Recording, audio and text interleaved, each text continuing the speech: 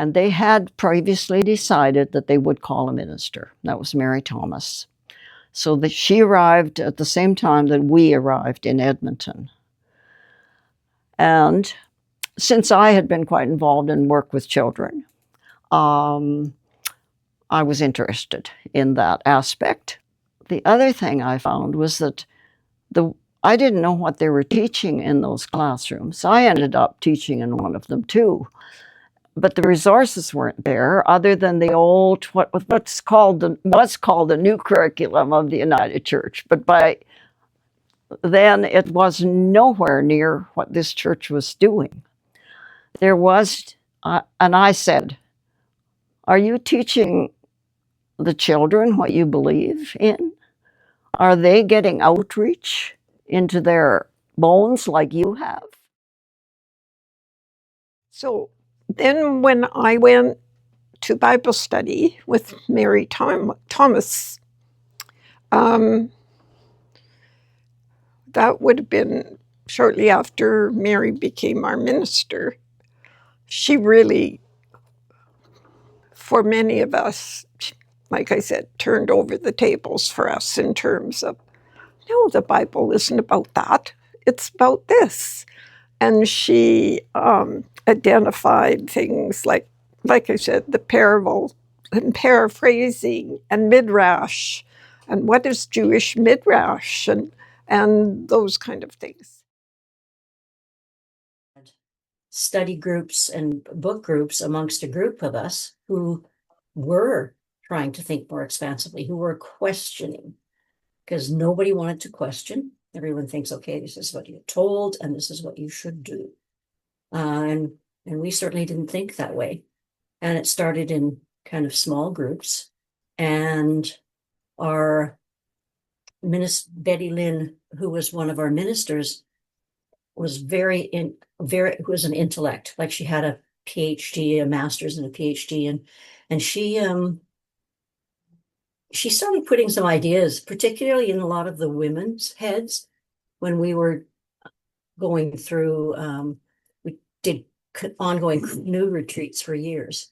And she would say things like in the canoe, well, what is your image of God? Or is there a God? And we thought, whoa, what are you saying? And we sort of chatted, and I think that started us thinking. And then as more of us started thinking, then we started saying, okay, I think we need to change our mission statement. And I think we need to look at things at values-based. And so doing it together as a congregation really forced people to say, hey, what is it I believe? Yeah. Does my church make a difference? So there we are.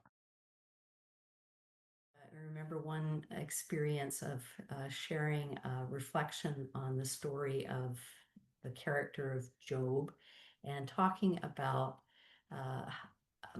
how I had come to a place of beyond theism that I came to largely in looking at the lens of that story.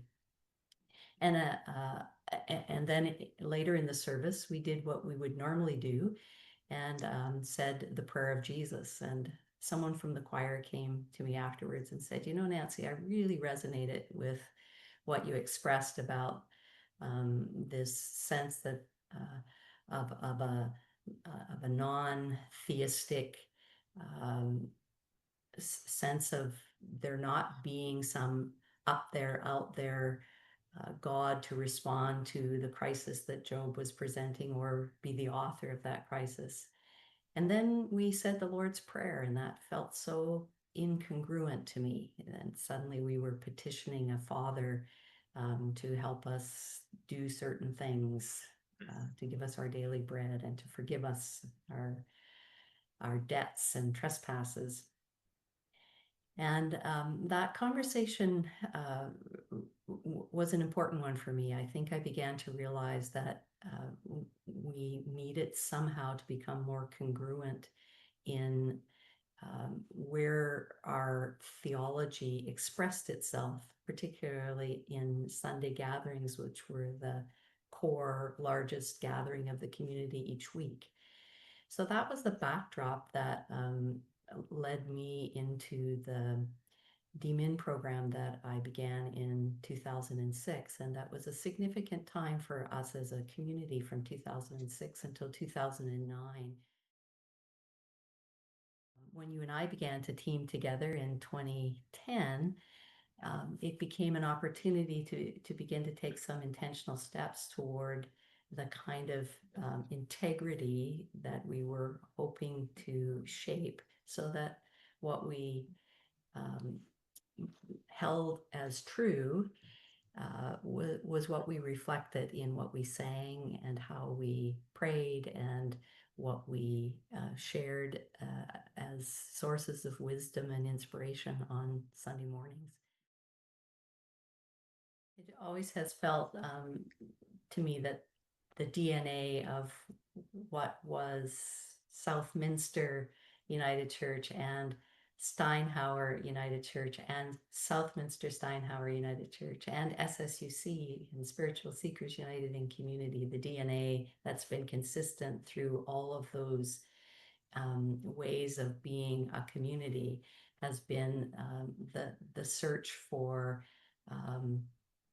light wherever it can be found, and inspiration wherever it can be found, and the desire to grow and evolve, but not leave anyone behind. Just trying to think, what have I mean, there were great people in this church, and we'll forever be grateful for the genetic imprint they made, because it's never been lost. Do good, do justice, be fair, reach out, look for those who need you.